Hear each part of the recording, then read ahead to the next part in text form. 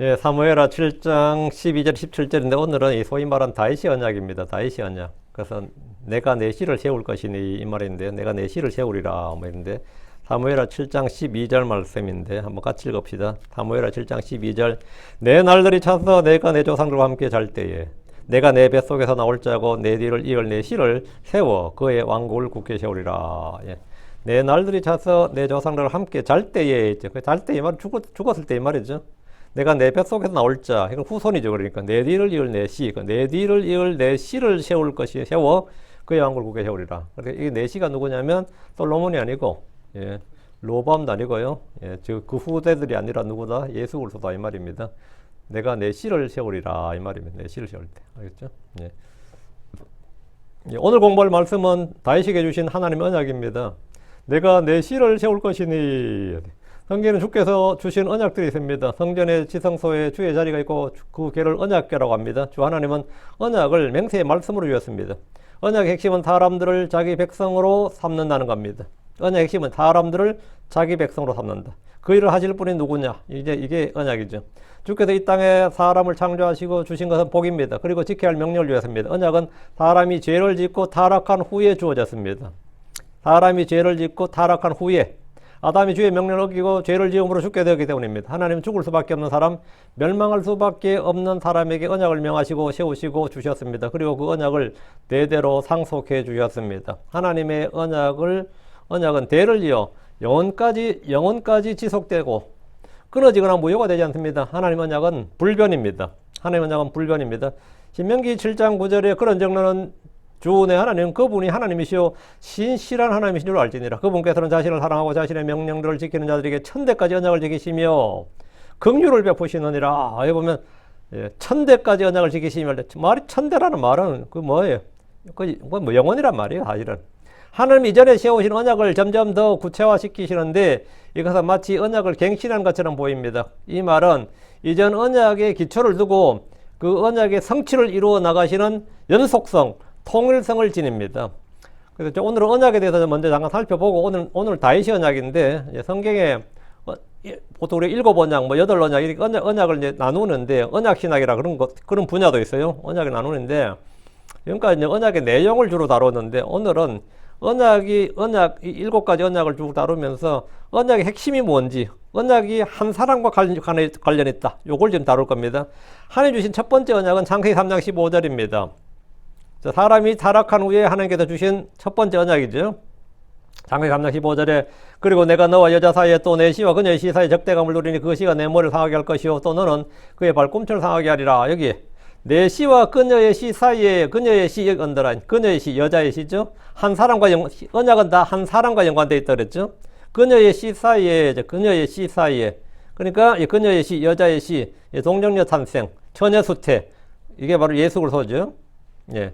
하나님은 에덴 동산에 아담에게 선악을 알게 한 나무의 실과는 먹지 말라. 내가 먹는 날엔 정령 죽으리라고 말씀하셨습니다. 반드시 죽으리라.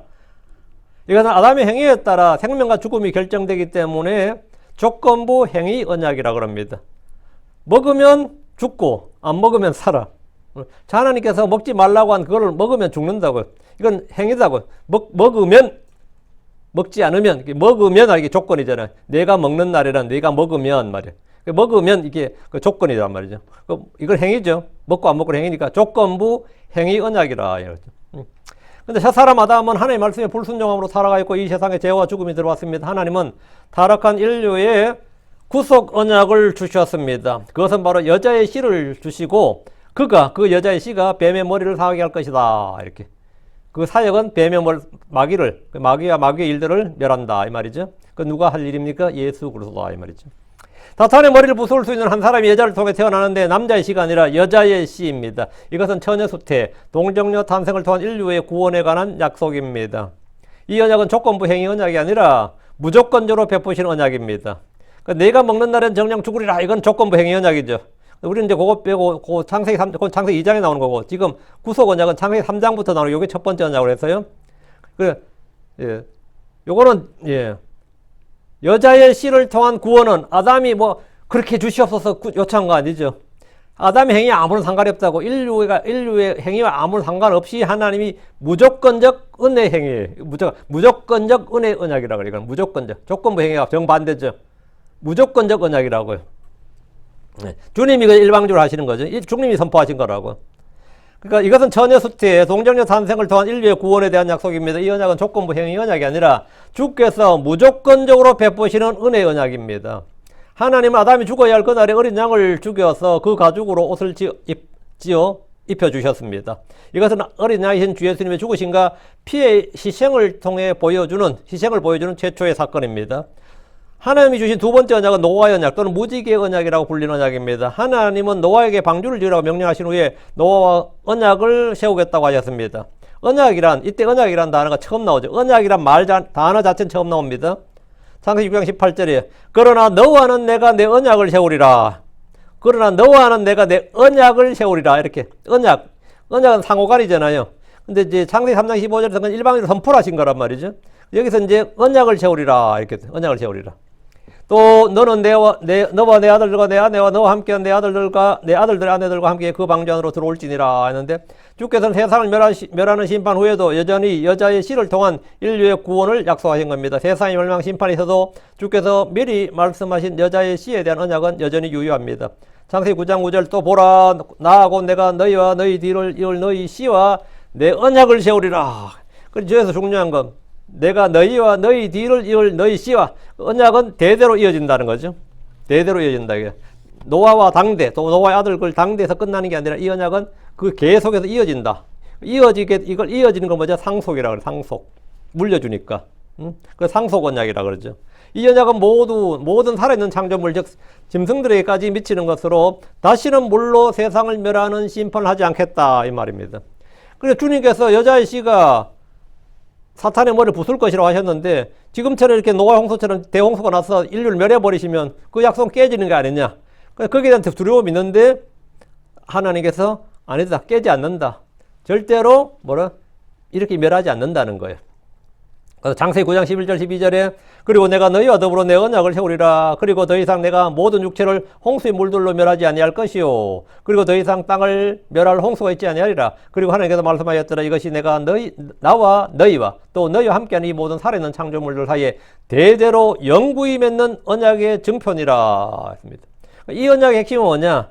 메시아, 여자의 씨가 나올 수 있는 사람을 멸하지 않는다 이거예요. 사람을 멸하지 않는다. 어떤 심판이 와도 하나님께서는 그 사람이 나올 수 있도록 보존해 주신다. 이 언약의 증표로 주어진 것이 무지개죠. 이 언약 역시 무조건적, 보편적 언약으로서 주께서 일방적으로 세상에 선포하신 그냥 무조건적 은혜 언약입니다. 조건부 행위가 아니고 아담이 주신 그런 게 아니고요. 무조건적 은혜 언약입니다. 하나님 주신 세 번째 언약은 한 개인에게 주신 겁니다. 한 개인, 아브라함이죠. 아담과 노아는 인류의 전체를 대표하는 사람들이 할 수 있고 이들과 맺은 언약은 모든 인류에 적용이 됩니다. 그러나 이번 언약은 한 국가, 민족, 부족 또는 가족도 아니라 한 사람, 한 개인과 맺은 언약입니다. 하나님이 언약을 주신 사람은 아브라함입니다. 아브라함 언약이라 불리는 이 언약은 구속사역에 등장하는 여자의 씨가 누구를 통해서 오는지를 구체적으로 특정지어 줍니다.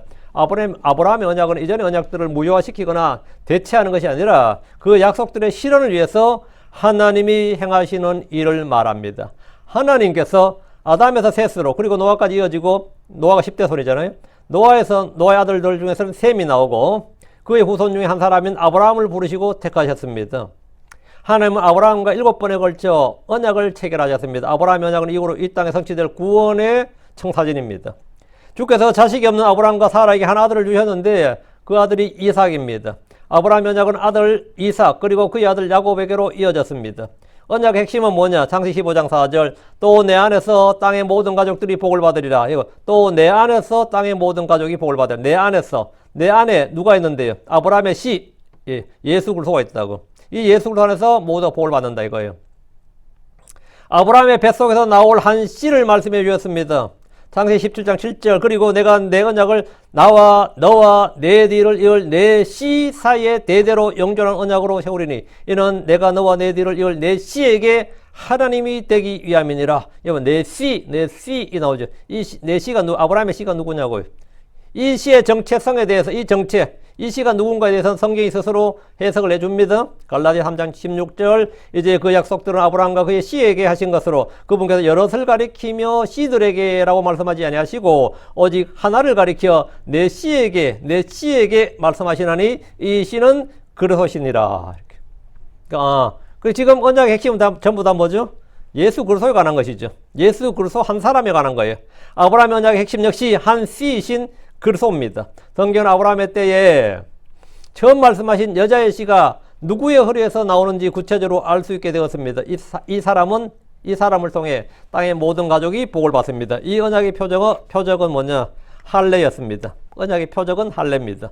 주께서 주신 네 번째 언약은 모세 언약 또는 시내산 언약이라 불립니다. 이집트를 나온 후에 시내 광야에 있는 동안 하나님께서 시내산에 오셔서 이번 한 개인이나 한 가족이 아니라 한 민족과 언약을 맺으셨습니다. 한 민족과. 그게 바로 이스라엘입니다. 이스라엘이라는 한 민족과 언약을 맺으셨어요. 이 언약은 한 개인과의 언약이 아니라 한 민족, 이스라엘이라는 한 국가와 집단적 언약이죠. 한 국가와 집단적으로 언약을 맺으신 한 국가와의 언약이에요. 하나님께서 시내산으로 모세를 불러 십계명을 주시며 맺으신 언약입니다. 십계명은 율법의 핵심입니다. 이 언약은 출애굽 40년 11월 1일 광야 이 세대에게 다시 한번 말씀하셨는데 모압 평지에서 언약이라고 합니다. 그래서 두 번째 명령 언약이라서 이걸 듀트라노미, 우리가 음악할 때 듀엣이라고 그러죠. 듀가 그게 뭐 두 번째란 뜻이에요. 신명기는 두 번째 계명이라는 뜻입니다. 그러니까 출애굽에 나왔던 것이 한번 다시 나온다. 그 모압 평지에서 언약인데 두 번째 언약이다. 이 언약은 조건부 행위 언약입니다. 이거는 무조건적이 아니라 조건부 행위 언약이에요. 생명과 사망, 복과 저주가 그들이 율법을 지키는가 안 지키는가에 달려 있습니다. 주님의 언약이 유효한가 안 한가는 전체 누구에게 달려 있다고? 하나님께 달려 있는 게 아니라 그들의 행위에 달려 있다고. 지키면 복을 받고 지키지 않으면 저주를 받는다. 이런 식으로 조건부 행위 언약이라고. 이 언약은 흠이 있고 약합니다. 히브리서 8장 7절에 이는 만일 그 첫 언약이 흠이 없었더라면 그때는 둘째 것을 구할 여지가 없었으리라. 그 첫 언약이 흠이 없었더라면 이 첫 언약이 바로 시내산 언약이죠. 주께서 이 언약을 주셨지만 예언자들 통해서 새 언약이라고 또 말씀하는 게 있습니다. 새 언약. 그러니까 그럼 뭐냐면 이거 첫 언약, 옛 언약, 그 뭐 새 언약. 그 새 언약은 뭐냐? 그거는 이제 예레미야에 나옵니다. 예레미야가 에스겔서에 나오는데 좀 더 보기로 하고 주께서 주신 다섯 번째 언약은 뭐냐? 다윗의 언약입니다. 오늘 본문 말씀이 바로 요거예요. 다섯 번째 다윗의 언약이에요. 다윗은 예루살렘의 주의 성전을 짓고자 하는 선한 소원과 동기가 있었습니다. 그것도 강렬한 동기, 목적이 있었어요. 그때 주님은 다윗에게 성전 건축을 불허하시고 대신 다윗에게 날 아들에 관한 약속을 주셨습니다. 다윗의 아들이 주의 성전을 건축할 것이고 하나님께서 그의 왕자를 견고하게 해주시겠다고 약속하셨습니다. 보통 이 아들을 솔로몬으로 행가지만 이 언약의 핵심은 다윗의 아들 예수 그리스도입니다. 자, 사무엘하 오늘 7장 12, 13절. 그리고 내 날들이 찼을 때야 뭐죠? 죽을 때 이 말이에요. 날 다 채웠다고. 내 날들이 찼을 때. 또 내가 내 조상들과 함께 잘 때 같은 말이죠. 죽었을 때 말이에요. 내가 내 뒤를 이을 내 씨를 세울 것이니 그는 내 뱃속에서 나올 자니라. 다윗의 허리에서 다윗의 뱃속에서 나올 자 다윗의 씨라고. 또 내가 그의 왕국을 굳게 세우리라. 그는 내 이름을 위해 집을 건축할 것이요 나는 그의 왕국의 왕자를 영원토록 굳게 세우리라. 이게 바로 다윗의 언약입니다. 다윗에게 주신 하나님의 언약인데 다윗이 뭘 한다는 게 아니고 다윗의 씨에 관한 거죠. 지금 모든 언약의 핵심이 뭐냐? 다윗의 씨에 관한 거예요. 한 씨에 관한, 한 사람에 관한 거라고. 대부분의 신학자들이 이 구절에서 다윗의 뒤를 이을 씨를 솔로몬이라고 주장합니다. 그러나 성경 본문은 다윗의 뒤를 이을 씨는 다윗이 죽은 뒤에 있을 일이라고 본문되어 있어요. 그죠? 그러니까 솔로몬은 다윗이 죽은 뒤에 태어난 왕이 아니죠. 다윗이 죽은 뒤에 솔로몬 나. 다윗이 살아 솔로몬 낳지. 손자나 증손자면 다윗이 죽은 뒤에 낳겠지만 솔로몬은 절대 될 수가 없죠. 다윗이 죽은 뒤에 있을 일이에요. 그는 내 뱃속에서 나올 자니라 하니까 솔로몬은 다윗이 죽은 후에 나온 아들이 아닙니다. 그는 다윗의 뱃속에서 나올 자가 아니라 이미 뱃속에서 나온 자예요. 그러므로 다윗의 언약에 대해서 다윗의 아들 하면 이 사람은 다윗의 아들 하면 마태복음 1장 1절에 바로 나오잖아요. 예수 그리스도. 아브라함의 아들이시오 다윗의 아들이신 예수 그리스도에 관한 예수 그리스도의 세대에 관한 책이라 이렇게. 자, 요게 바로 오늘 우리가 좀 이따 지금 본문에서 다룰 내용이고, 자, 여섯 번째 언약은 새 언약이라고 합니다. 뉴 커비넌트예요. 뉴 커비넌트. 새 언약은 뭐냐? 이 언약은 모세 언약과 차이로 인해 새 언약으로 불리는 겁니다. 예레미야 31장 31절에 33절. 워낙 유명한 구절이라서 보라 날들이 오리니 보라 날들이 오느니라. 보라 behold the days are coming. 이렇게. 날들이 오느니라. 주께서 말씀하노라. 이것은 내가 이스라엘의 집과 유다의 집과 새 언약을 맺으리라. 여기 새 언약을 맺으리라. 내가 이스라엘의 집과 유다의 집과 새 언약을 맺으리랍니다. 교회 아닙니다. 이방인 아니에요. 이건 십자가에 맺은 언약 아닙니다. 유다의 집과 이스라엘의 집과 맺은 새 언약이에요. 주께서 새 언약을 맺겠다고 하신 대상은 교회나 이방인이 아니라 이스라엘의 집과 유다의 집입니다. 자, 31장 32절. 이 언약은 내가 그들의 조상들의 손을 잡고 그들을 이집트 땅에서 인도해 내던 날에 그들과 맺은 언약에 따른 것이 아니니라. 이 뭐죠? 모세 언약이 아니니라 이 말이야. 옛 언약, 그 율법이 아니라고. 비록 내가 그들에게 남편이었을지라도 그들이 내 언약을 깨뜨려 놓으니라. 주가 말하노라. 그 새 언약은 첫 언약에 따른 것이 아니다. 자, 그 어떤 거냐? 33절.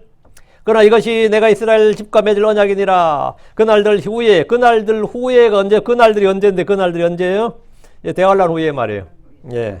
주께서 말씀하시니라. 내가 내 법을 그들 속중심문에 두며 그들의 마음에 그것을 기록하리라. 전에는 돌판에 기록하셨는데 이번에 어디다 기록한다고요? 그들의 마음에 속중심부에 그걸 기록하겠다고요.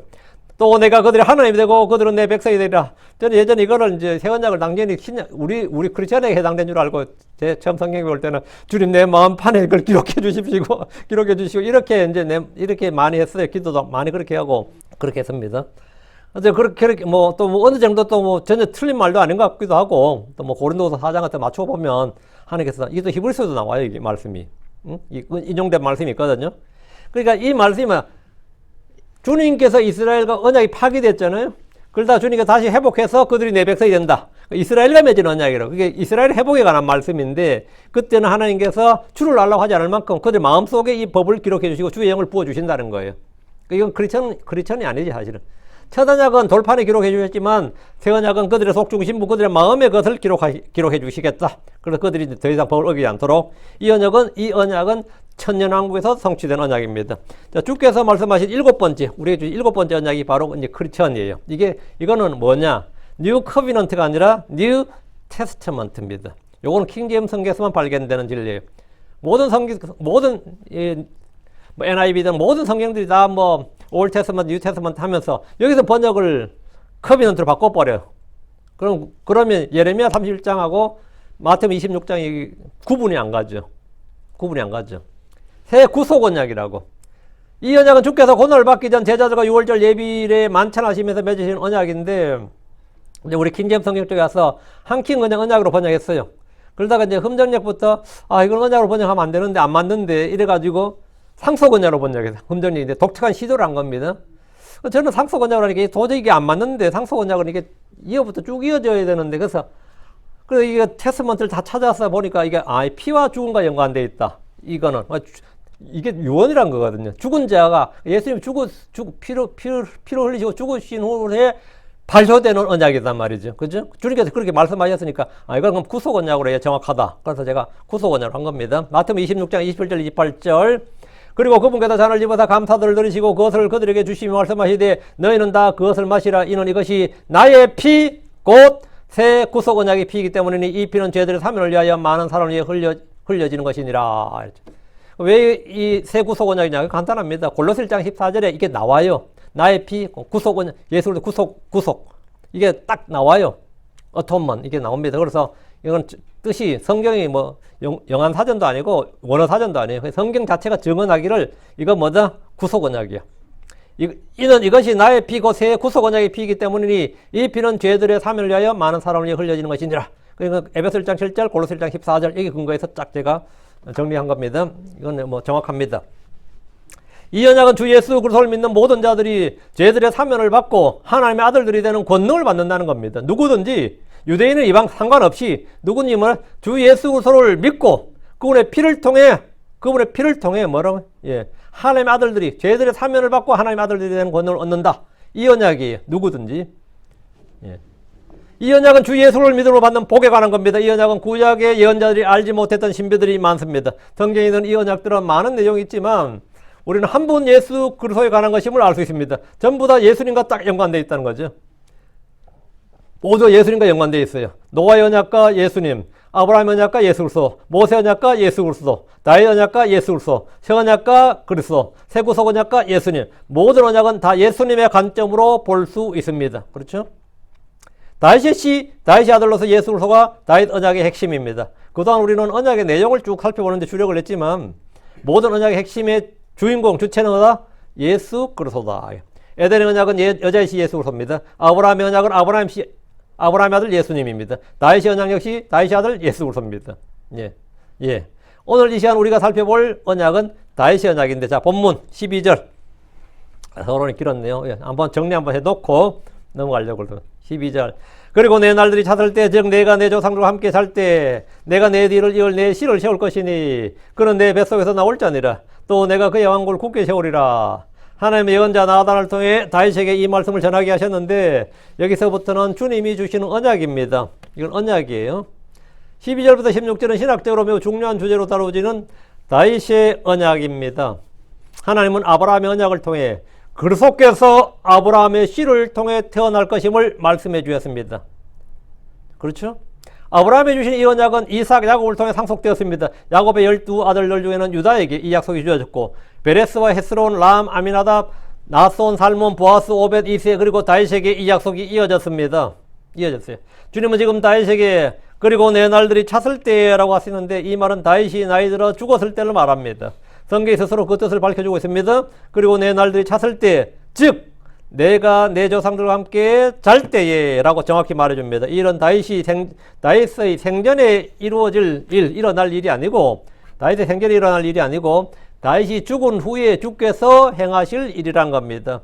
다윗이 죽은 후에 다윗의 아들을 통해 주의 성전 건축이 이루어지듯이 다윗이 죽은 후에 그에게서 다윗의 씨를 세울 것이라고 하셨습니다. 이스라엘은 나라가 망했을 때 다윗의 아들이 나타나 왕국을 다시 세울 것을 믿고 소망했는데, 이 모든 소망, 그들의 믿음은 어디에 근거합니까? 이 약속에 근거한 겁니다. 이 약속에 근거한 거. 모세와 같은 자, 다윗 같은 사람, 그새 다윗의 아들 중에서 나온다 이거예요. 나온다 이거예요. 이거 12절에 내가 내 뒤를 이을 내 씨를 세울 것이니, 내가가 누구예요? 하나님이죠. 주 하나님이죠. 내 뒤를 이을 내 씨를 세울 것이니, 이 말씀은 헤브론에서 태어난 다윗의 아들들이나 예루살렘에서 태어난 다윗의 아들들을 일컫는 말이 아닙니다. 많이들 이 구절에서 내 씨를 솔로몬 왕이라고 생각합니다. 그러나 솔로몬은 다윗이 잠든 후에 태어난 아들, 즉 손자나 후손이 아닙니다. 솔로몬은 다윗의 생전에 태어난 많은 아이들 중에 하나였습니다. 주께서는 지금 여자의 씨, 아브라함의 씨이신 그리스도에 관해서 말씀하고 있습니다. 하나님은 다윗이 죽은 후에 시간이 지나서 그의 씨에서 한 아이가 나올 것이라고 말하는데, 이 시간이 1000년이에요. 이게 약 1000년입니다. 1000년. 그는 내 뱃속에서 나올 자니라. 이로써 그리스도는 유다지파에서 나오고, 유다지파 중에서는 다윗의 집안에서, 다윗의 집에서 나온다는 것이 확증이 된 겁니다.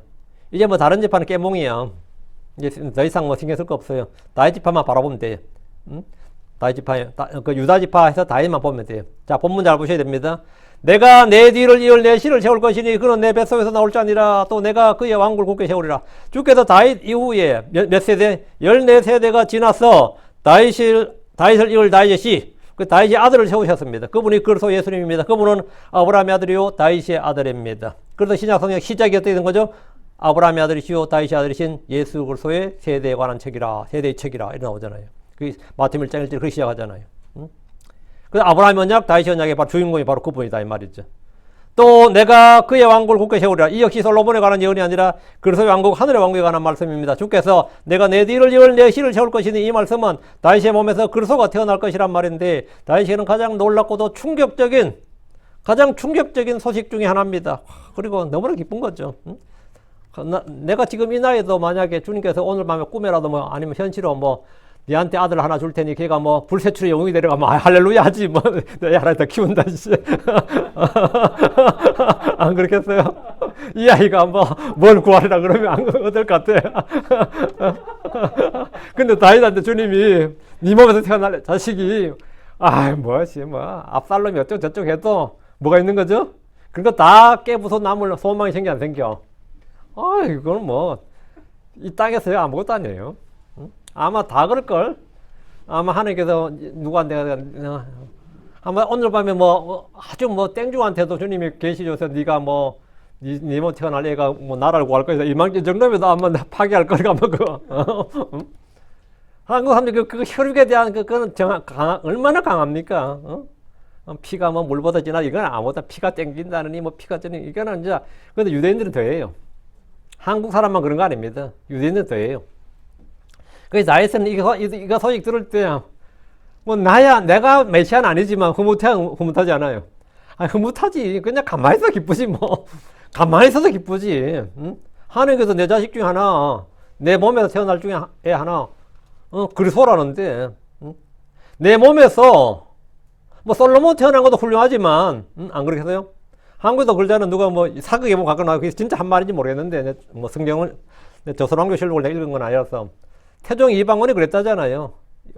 자기 세자를 패하고 첫째 아들 양령을 패하고 셋째 아들 충령을 세자를 세우면서 왕을 넘겨주면서 그런 말이 내 최대 업적이 내가 너를 왕으로 삼은 것이 내가 너를 왕으로 삼은 것이 내 최대 업적이 되게 하라 그랬다잖아요.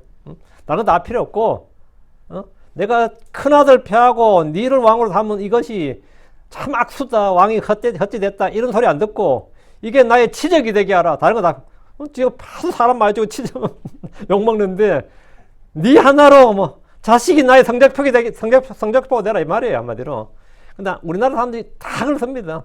자식이 나의 성적표가 내 얼굴이야. 그래가지고 자식 자랑할 땐 전부 다 얼굴이 막 쌩쌩하고요.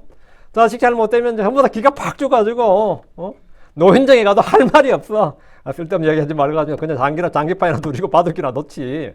근데 자식이 할 때 어디 돈 주고 자랑하려고 그럽니다. 돈 주고 자랑해. 내 말 좀 들어보라고. 그런데 지는 지금 뒷방 늙어가고 있는데 아무도 지가 자랑한 자식 성기지도 않는데 그죠? 연락 한 번 안 하고 용돈 한 번 안 주고 연락 한 번 안 하는데도 그냥 제가 대학 다닐 때도 그랬어요.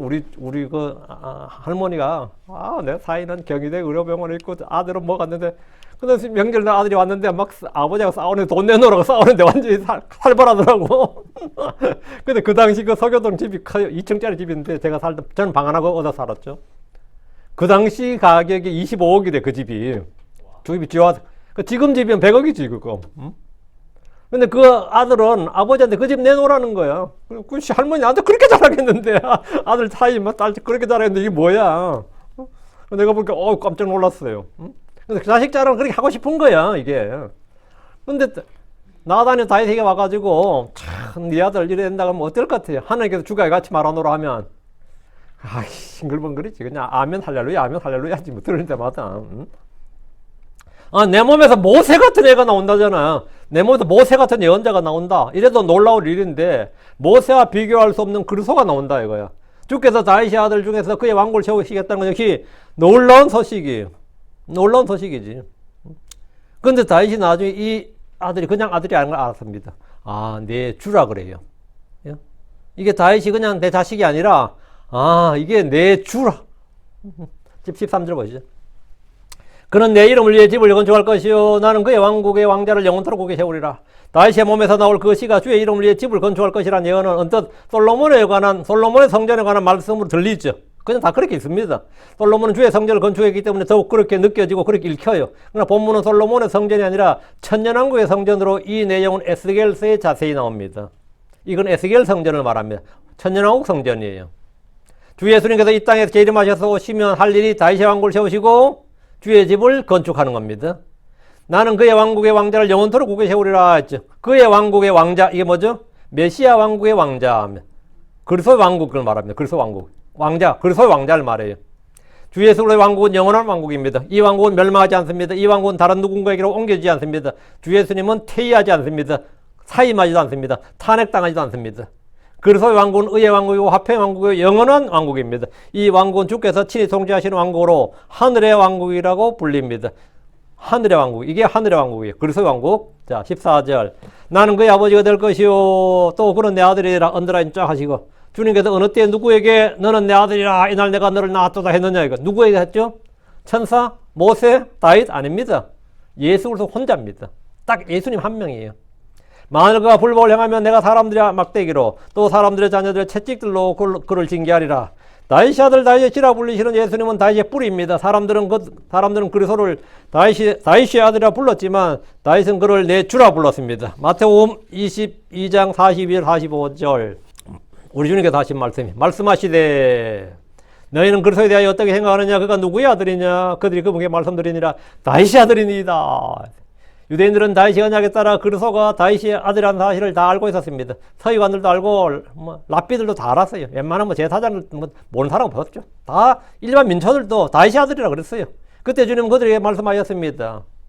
43절 44절 그렇다면 다윗이 어떻게 영안에서 그를 주라 부르며 말하되 주께서 내 주께 내가 내 원수들을 내 발밭으로 삼을 때까지 그는 내 오른편에 앉아 있으라 말씀하셨느냐?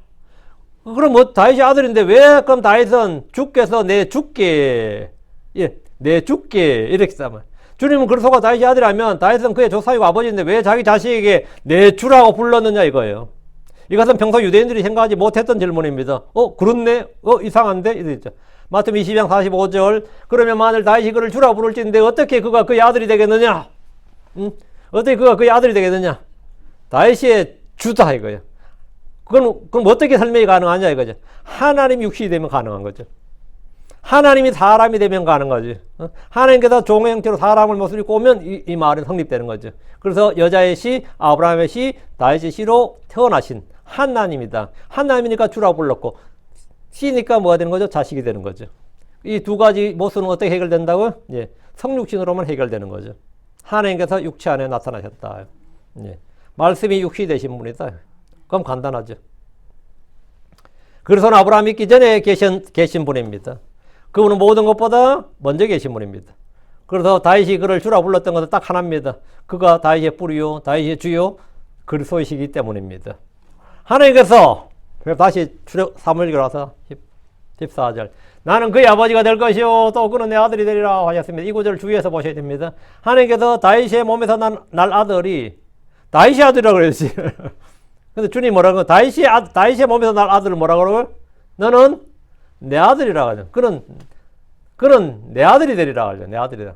다윗이 내 아들인데요. 내 아들이 되리라. 하나님께서 그의 아버지가 될 것이라고 하셨습니다. 이것은 솔로몬이나 르호보암이나 유다 왕들에게 해당되는 말씀이 아닙니다. 주께서 솔로몬에게 내 아들이라고 하지 않으셨습니다. 주께서 너는 내 아들이라고 말씀하신 유일한 사람이 예수 그리스도입니다. 사도행전 13장 3절에 하나님께서 바로 그 약속을 그들의 자손인 우리에게 성취하셨으니 그분께서 예수님을 다시 일으키셨다는 것이라. 그것은 또한 시편 2째 편에 너는 내 아들이라 이날 내가 너를 낳았도다 라고 기록되었습니다. 너는 내 아들이라 이날 내가 너를 낳았도다. 누구죠? 예수님이지. 히브리 1장 5절 그러면 그분께서 어느 때에 천사들 중에 누구에게 너는 내 아들이라 이날 내가 너를 낳았도다 말씀하셨느냐? 없죠. 그런 천사는 없습니다. 또다시 나는 그에게 아버지가 될 것이요 그는 내게 아들이 되리라 말씀하셨느냐? 아무도 없죠. 한 분밖에 없지. 예수님이지. 예수님이죠. 그래서 그게 바로 히브리 1장 5절이죠. 말씀과 말씀을 딱 맞추면 이건 예수님에 관한 것이구나 이렇게 알 수 있는 거죠. 주께서 다윗에게 말씀하신 아들은 다윗이 낳은 많은 아들들 중에 하나가 아니라 장차 태어날 예수 그리스도를 말합니다. 다시 14절 만일 그가 불법을 행하면 이제 여기 문제가 돼요. 여기서 좀 사람이 헷갈려요. 만일 그가 불법을 행하면 내가 사람들의 막대기로 또 사람들의 자녀들의 채찍들로 그를 징계하리라. 주님은 그 아들이 불법을 행하면 친히 사람들의 막대기로 또 사람들의 자녀들의 채찍들로 그를 징계할 것이라고 하셨습니다. 주님은 사랑하시는 자 받아주시는 자를 뭐 하신다? 채찍질하시고 징계하신다고요. 그러니까 이 예수는 뭐든 내 사랑하는 아들이라가 되는 거지. 그것은 그가 버림받았다는 뜻이 아니라 뭐다? 사랑하시는 자요 받아주시는 자라는 뜻입니다. 주님께서 사랑하신 자 받아주신 자라는 뜻이야. 주 예수님은 불법이나 죄를 지은 적이 없습니다. 그분에게는 거짓이 없었고 교활함이 없었고 간사함이 없었고 어둠이 없었고 죄가 없었습니다. 그분에게는 변함이 없었고 사람의 외모를 존중하는 법이 없었습니다. 주 예수님은 죄가 없었습니다. 죄를 짓지 않으셨지만 죄를 절대로 지을 수 없는 분은 아니었습니다. 예수님이 절대로 죄를 지을 수 없는 분은 아니었다고. 주님은 시험을 받으셨고 죄를 지을 수 있는 분이었는데 죄를 안 지으신 거죠. 주님은 순종을 배우셨습니다. 자동적으로 순종을 해야만 하는 분이 아니라 순종을 배우신 겁니다. 뭘로 배우죠? 고난과 징계를 통해 배우는 겁니다.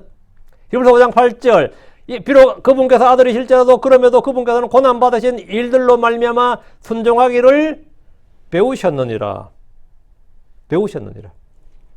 그렇죠? 전부 다 자동이었던 게 아니다 말이죠.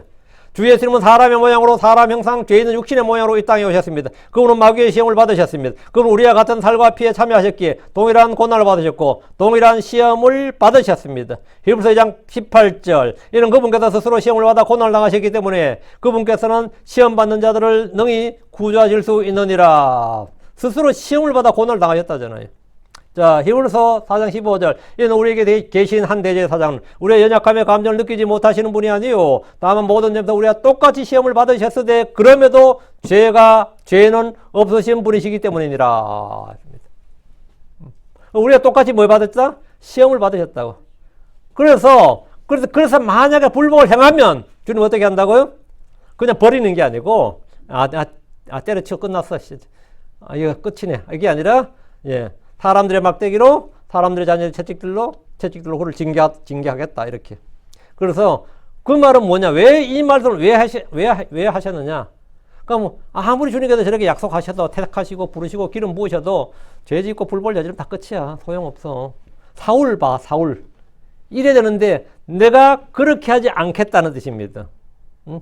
그러니까 버림받을 걱정 1도 하지 말라 이 말이야. 응? 버림받을 걱정.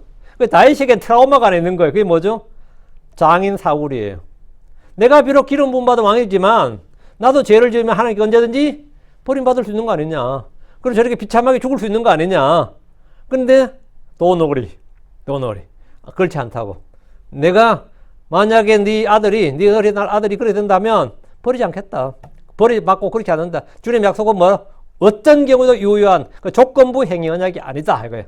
무조건적 은혜 언약이다 이거예요. 이걸 말씀해 주는 거예요. 이거 와닿습니까? 이거 딱 와닿아요. 오케이.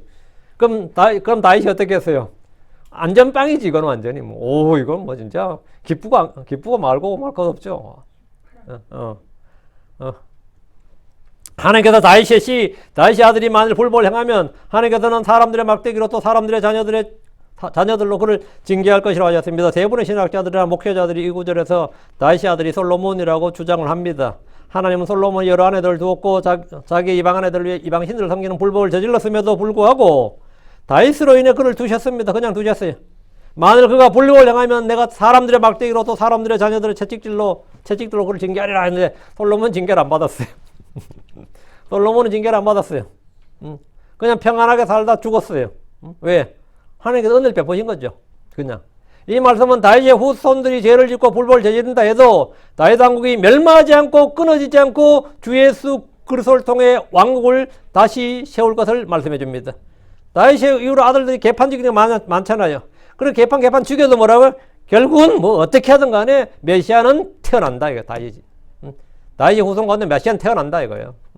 주님께서 다윗의 왕조를 끝장을 봐서 약속은 끝났네. 그게 아니라 그래도 결국은 다윗의 허리에서 태어난다. 그게 누구다? 예수 그리스도다 이거예요.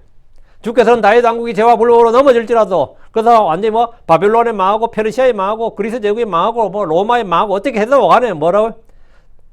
주께서 사울의 왕국처럼 사울의 집을 버리듯이 영원히 버리지 않으시고 징계함으로써 바로 잡으시고 하나님의 아들이 세울 다윗의 왕국은 이 약속은 영원히 유효하다 이거. 다윗 왕국 멸망하지 않는다 이거죠. 오케이. 15절. 엄청난 약속이죠, 지금. 그러나 나의 긍휼을 그로부터 떠나게 하지 아니하리니 내가 그것을 사울에게서 빼앗은 같이 내가 그에게서 없애지 아니하리라. 딱 주님이 아시잖아요.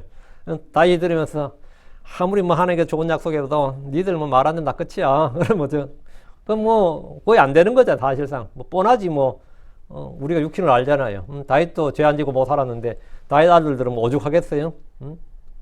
그러니까 그런데 주님께서 그러나 나의 긍휼을 그로부터 떠나게 하지 아니하리니. 하나님은 다윗의 아들이 비록 죄를 짓고 불법을 저지른다 해도 주께서 긍휼을 거두지 않을 것이라고 약속하셨습니다. 이 말씀은 솔로몬, 로보암으로 이어지는 왕들이 마침내 시드기야 때 멸망했어요. 그들은 멸망했습니다. 주님은 다윗의 왕자를 끊으셨습니다. 유다는 멸망했습니다. 이는 모세의 법에 따른 것입니다. 솔로몬이 죽은 후에 로보암이 왕이 되자 이스라엘은 남부 왕국으로 갈라져 버렸고 두 왕국 모두 멸망했습니다. 주께서 유다 왕국을 영원히 지키신다는 말이 아닙니다. 유다 왕국은 현재도 회복되지 않고 있습니다. 지금 현재 2025년도 유다 왕국은 없어요. 이 말씀은 예수 그리스도께서 세우실 왕국에 관한 말씀입니다. 예수께서 세우실 왕국. 하나님의 예수님은 다윗의 아들이시고 다윗의 뿌리이므로 그분이 쓰러진 다윗의 왕국을 다시 세우는 걸 말합니다. 주께서 다윗에게 베푼 확실한 긍휼은 끊어진 것 같아 보이지만 주 예수님을 통해서 영원히 지속됩니다. 끊어지지 않았다. 그죠? 내가 그것을 사울에게서 빼앗은 것 같이 내가 그에게서 없애지 아니하리라. 주님은 사울의 불법 불순종에 곧바로 그의 왕자를 빼앗으셨습니다. 우리가 성경 읽다가도 야 이거 뭐 3세판이라 그랬는데 이렇게 단번에 빼앗을 수가 있나? 이런 생각이 들 만큼 사울은 그냥 바로 빼앗았어요. 그러나 다윗은 살인과 간음 등의 큰 불법을 저질렀음에도 주님은 그의 생명이나 왕위를 빼앗지 않으셨습니다. 솔로몬은 우상 숭배를 했음에도 그의 왕자를 빼앗지 않으셨습니다. 이후에 여러 왕들은 더 말할 필요도 없습니다. 아주 사악하게 행하는 왕들이 굉장히 많습니다. 그런데 주님은 그들에게 긍휼을 빼앗지 않으셨습니다. 하나님은 주 예수로께서 왕자에 앉으실 때까지 소수의 남은 자들을 주셨고 긍휼을 거두지 않으셨습니다. 16절 그리고 내 집과 내 왕국이 내 앞에서 영원히 굳게 설 것이요 내 왕자가 영원히 굳게 서리라. 이 말씀은 역사적으로 유다 왕조에 적용되면 시드기야 때 멸망했기 때문에 성립되지 않습니다. 그렇죠? 시드기야 때 멸망했잖아요. 바빌론에게 멸망한 유다는 지금까지 왕국이 없습니다. 지금 이스라엘은 신정국가가 아니라 선가자로 뽑히는 수상이 있고 세속주의 국가입니다. 주께서 그리고 내 집과 내 왕국이 내 앞에서 영원히 굳게 설 것이요 이 말씀은 주 예수의 재림으로 성취될 말씀입니다. 유다 왕국 즉 다윗의 왕국이 망해도 그 왕국을 완전히 멸망한 것이 아닌 것은 다윗의 아들이요 다윗의 씨이신 예수 그리스도로 말미암아 그 왕국이 영원히 굳게 설 것이기 때문입니다. 이것은 하늘의 왕국에 대한 예언이고 다윗 언약의 핵심입니다. 다윗은 죽기 전 아들 솔로몬에게 그가 주를 버리면 주께서 솔로몬을 버릴 것이라고 엄히 경고했습니다. 네가 주를 버리면 주께서 너를 버리시리라 이렇게. 그 다윗은 이 언약을 솔로몬에 적용하지 않았어요. 지금 들은 이 말씀을 솔로몬에 전해주면서 그렇게 적용하지 않았다고. 네가 주를 버리면 주께서 너를 버리시리라 이렇게 말했지. 그렇게 경고를 했지 엄히. 그것은 왜? 너는 모세 언약 아래 있다고. 이 언약은 네한테 해당되는 게 아니라 그리스도에게 해당되는 거다 말이에요. 예. 다윗의 언약에 따라 내 왕자가 영원히 굳게 서리라 하고 이렇게 유언하지 않았던 것은 이 말씀이 아들 솔로몬이나 손자 르호보암으로 이어지는 왕들의 이야기가 아니라 다윗이 내 주라 부른 아들이신 예수 그리스도에 관한 것이었습니다. 17절 이 모든 말씀들에 따라 이 모든 현시에 따라 그렇게 나단이 다윗에게 말하였더라. 나단은 밤에 주께 받은 이 모든 말씀들에 따라 또 모든 현시에 따라 그대로 다윗에게 말했습니다. 다윗은 나단을 통해 주의 약속 즉 언약의 말씀을 받았는데 다윗의 아들이신 그리스도와 그의 왕국에 관한 겁니다. 이 언약은 아브라함이 받은 언약, 모세가 받은 언약보다 훨씬 더 구체적이고 좀 더 분명한 계시의 말씀입니다. 언약은 뒤로 갈수록 점점 더 분명하고 선명해지는데 이것을 계시의 점진적 발전이라 그래요. 계시는 점점 창세기보다는 출애굽기, 출애굽기에서 레위기, 레위기에서 민수기, 민수기에서 신명기, 그래서 마지막 계시록까지. 계시는 점점적으로 프로그레시브 한다고. 점점적으로 더 구체적이 되고 점점 분명해진다 이거죠. 언약은 뒤로 갈수록 더 분명하고 선명해지는데 이것을 계시의 점진적 발전 또는 Advanced Revelation, 향상된 계시 이런 말을 써요. 예수로에 관한 계시는 창세기에서 계시록까지 점진적으로 더 구체적이 되고 더 분명하게 됩니다. 다윗은 자신의 몸에서 그리스도가 나오고 그의 왕국이 영원할 것이라는 주의 말씀을 들었습니다. 아마도 다윗의 인생에서 이보다 더 기쁜 날이 있었을까 싶어요. 이 말 들었을 때 다윗이 얼마나 기뻤을까. 얼마 전에 언약궤 들어올 때 충을 추고 난리 쳤지만 사실은 이날 받았던 기쁨하고는 비교할 수 없을 겁니다. 사실 지금이 진짜 춤춰야 될 때인데 이 말씀을 들었어요. 이보다 더 행복했던 순간이 다윗에게 있었을까? 아니면 왕으로 기름 부음 받은 순간하고 비교할 수 없을 겁니다. 인생에서 이보다 더 복된 순간이 없었을 거예요. 한국식으로 말하면 지금 죽어도 여한이 없다. 그런 거 있잖아요. 지금 죽어도 여한이 없다고 할 만큼 큰 기쁨의 좋은 소식을 나단을 통해서 들은 겁니다. 들을 때 다윗이 얼마나 좋았을까, 그죠? 얼마나 기뻤을까. 그래서 나단이 말했잖아요. 17절까지 이제 주님의 계시가 왔고 18절부터 그 말을 듣는 다윗이 그 반응이 나오죠. 그게 이제 18절부터 다음 시간 이번 토요일 날 할 텐데 쫄래래 이제 주님께서 달려가지. 언약궤로 달려가서 주님 앞에 그냥 딱 간데 나는 딱 엎드릴 줄 알았는데 그거 보면 앉았다고 돼 있어요. 그게 납작 엎드릴 줄 알았는데 다윗이 아주 기쁨으로 언약궤 앞으로 가서 주님 앞에 자신이 고하는 장면이 나오는데 그건 다음 시간에 하겠습니다. 오늘은 언약에 대해서 잠깐 살펴봤고 언약의 모든 핵심 주체는 예수 그리스도다. 다윗의 언약은 당연히 다윗을 통해 주어지는 예수 그리스도 이 말이죠. 다윗의 몸을 통해 주어지는 예수님 이겁니다.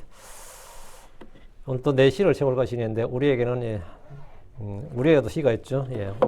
예수 그리스도가 우리 안에 있고 또 말씀의 씨앗이 말씀들이 씨앗이 돼서 우리 안에 있습니다. 이 씨앗이 자라서 열매를 많이 맺기를 바라며 또 우리 안에 예수 그리스도가 형성되기를 예수 그리스도가 우리 안에 형성될 때까지 예수 그리스도가 우리 안에 형성돼서 새 사람으로서 그렇게 살 수 있기를 바랍니다. 기도합시다. 위대하고 거룩한 주 안에 감사합니다. 하나님께서 은혜 주셔서 이 시간 말씀을 선포했습니다. 선포된 모든 말씀들이 성도들에게 잘 전달되게 해주시고 하나님께서 참 친실한 분이셔서 친히 하신 맹세의 말씀을 이 불변의 약속으로 주셨고 아버지는 어떤 경우에도 끼어지거나 없어지거나 또 아버지는 쇠해지는 것이 없는 참 이 영원한 언약의 말씀입니다. 저희가 이 말씀에 소망을 두고 이 말씀을 신뢰합니다. 사랑 아버지 하나님께서 저희를 위해서 참 우리 주 예수 그리스도를 보내주셨는데 이 예수 그리스도가 지금은 아버지 하나님 저희 안에 거하시고 저희 안에서 일하시고 저희 안에서 말씀하시고 계심을 믿습니다. 사랑 아버지 하나님 저희 안에 예수 그리스도가 형성되게 하여 주시고 저희 속사람 새 사람이 날마다 새로워지고 강건해지게 하여 주시옵소서. 전능하신 주 하나님 이 말씀을 들은 모든 분들에게 믿음을 더하시고 소망을 더해 주시옵소서. 확신을 주시고 기쁨을 주시옵소서. 다윗은 장차올 예수 그리스도로 인해 기뻐했지만 우리는 이미 그 예수를 믿고 우리 안에 소유하고 있습니다. 주님께서 내가 너희 안에 거하리라 말씀하셨고 너희 안에 계신 그리스도 고정과의 소망이라고 하신 대로 우리 안에서 참으로 우리를 위해서 일하시고 우리 안에 함께 거하시며 교제하시고 빛을 비추시고 말씀해 주시는 그 주님 아버지 정말 저희가 머리와 지체된 자 또 아버지 포도나무와 가지된 자로서 또 그렇게 하면 주님과 참 친밀한 교제가 있게 하시고 생명의 교류가 있게 하여 주시고 아버지 그래서 주님으로부터는 모든 걸 받아서 아버지 꽃을 피우고 열매를 맺고 잎사귀를 틔우고 모든 사람이 저희가 그리스도의 종인 것과 그리스도의 제자인 것을 알게 해주시옵소서. 그리고 아버지 주 예수님께서 저희의 주인 것과 저희 하나님 것을 또 모두에게 드러내 보이도록 해주시옵소서. 믿음의 선한 행위들을 보이게 하시고 사랑의 수고를 할 수 있도록 해주십시오. 사랑 아버지 하나님 말씀을 듣는 혼들이 믿을 때 뭔가 드러나는 결과가 있게 하시고 열매가 있게 해주시옵소서. 그리고 믿음의 많은 보상들을 받도록 도와주십시오. 감사드립니다. 주의 승 기도합니다. 아멘. 아멘.